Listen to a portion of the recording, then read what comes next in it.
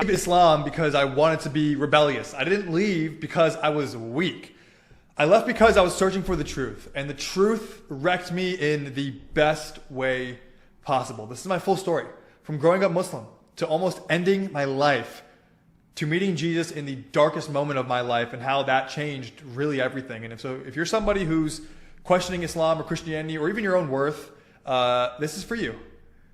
And it really all started with a simple question. Either God's existence is infinitely important or it's not important really at all. And if he is real, I needed to know him for myself. Not through culture, not through fear, not through some tradition. Now, I grew up Muslim and I was the type who challenged Christians. I thought I knew their book better than they did. But deep down, I was really still searching. And I told myself, if Islam is a truth, it should be able to stand up to any question that I throw at it. And so I threw every question I had. But what came back were loose threads, contradictions, and excuses wrapped up in the word context.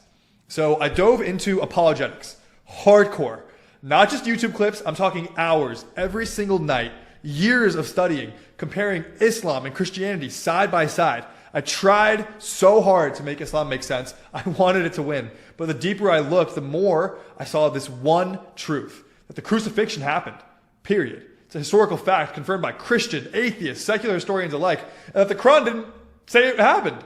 And that's a fatal, fatal problem. And then I started looking at Muhammad's life, not what I was told, but what's actually in the hadiths. He led wars, took slaves, married a child, and he still didn't know if he'd make it to paradise.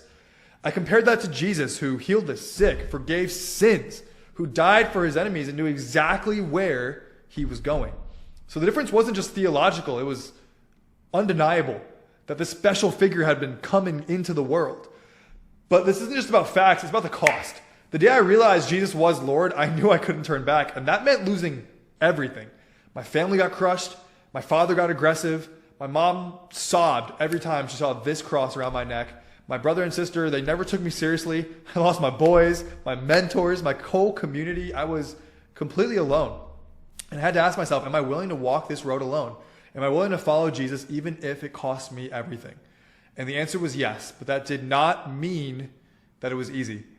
I spiraled. I numbed the pain with cocaine and Molly and alcohol and partying and women. I was bleeding on the inside, trying to cope. I had left Islam, but I hadn't let Jesus heal me yet. And by October of 2022, I hit rock bottom. I quit my cybersecurity job trying to become an entrepreneur. I was $40,000 in debt. I had the banks calling me nonstop, 8 a.m. to 8 p.m. every single day. I was taking Adderall at night just to avoid the calls during the day so I could stay up and do some kind of work. I was depressed. I was suicidal. I was done. And in that moment, I prayed. And I didn't even pray to Jesus. I prayed to Allah. And I was like, I cannot do this anymore. Please help me. And the next morning, I heard 3 words that changed everything. Get up and go. And it hit me like thunder in my soul. It wasn't a thought. It was a command. And I knew it wasn't from me. I knew it wasn't from this mind that had been failing me for so long. I woke up with a fire in my chest and a light in my eyes and this overwhelming peace that said, you are mine and I love you and you are not alone. And I didn't know at the time, but that was Jesus. And from that moment, everything changed fast. Opportunities exploded. I paid off $40,000 of debt within 3 months of launching my agency. My life began to rebuild, but it wasn't mine anymore. It was him, and it was his. And that full surrender is what took me to levels I never thought was possible. He didn't just give me grace. He gave me a new family, a community of spirit-filled believers, people who actually love me, who know my heart, who support the man that God's building me to be.